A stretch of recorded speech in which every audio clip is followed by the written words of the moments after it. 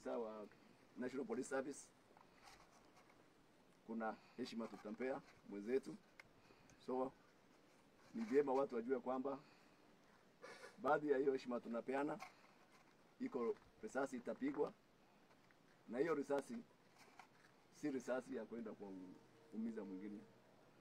So usikuwe na hofu. Sawa? So nafikiri mtatupea nafasi so that officers. Kwa majina naitwa Catherine Mutisia kutoka Kalima Village. Ilikuwa Jumatatu ndio tukasikia kitu saa 2 hivi tukipigiwa simu, tukaulizwa Ango yuko wapi. Sisi tulikuwa hatujui mahali aliko. Ndiposa mtoto wake alipokuja alipigiwa simu na mamake akakuja. Ndiposa tukakusanyika, mamake bibi yake akatuambia chenye kilitokea. Akatuambia Jumapili alikuwa anasema kesho ataenda Nairobi. Bibi yake akamuuliza unaenda Nairobi kufanya nini? Akasema hataki kuulizwa anaenda kufanya nini. Wakalala sijui kitu saa ngapi, akaamsha bibi yake akamwambia amke afunge mlango, ameenda.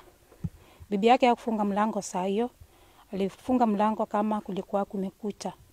Tukakaa hiyo siku yote, bibi yake alituambia alikuwa anampigia simu, achukui simu. Na kitu saa 11 tukiwa kwa kikundi, akapigiwa simu na mama mwenye amjui, akamuuliza kama anamjua Kithuka Kimunyi. Akasema anamfahamu. Akaulizwa yeye wanahusika kivipi? Akasema ni mume wake. Akamuuliza unajua mahali yuko? Akasema ajui. Alimwambia anaenda Nairobi na hajampigia simu tangu asubuhi, anapiga simu na apokei simu. Ndiposa tukasikia watu wakipiga simu wakituuliza kwani Ango wako wapi? Wameona mtu kama Ango kwa TV.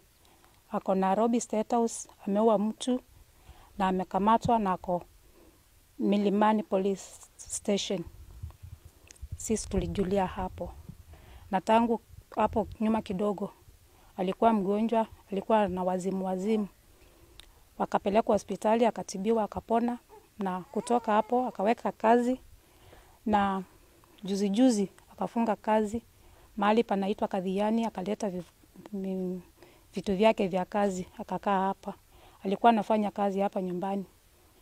Kila siku akiamka anaenda anafanya kazi za kila siku.